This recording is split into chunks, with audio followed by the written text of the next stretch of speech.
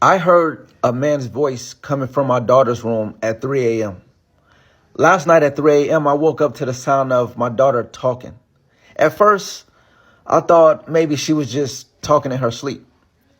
But then I froze because I heard a man's voice answering her. It wasn't the TV. It wasn't outside. The voice was coming from her room. I rushed down the hall, and when I opened the door, she was sitting up in her bed. And right next to her was my uncle, the same uncle who passed away 3 years ago, the same uncle I swore I saw at Walmart just yesterday.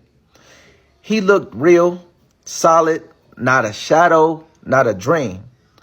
I stood there shaking, and finally he motioned for me to sit. He said, I had to come this way because the truth is my funeral was a hoax. Something evil tried to erase me, and this was the only way I could reach you.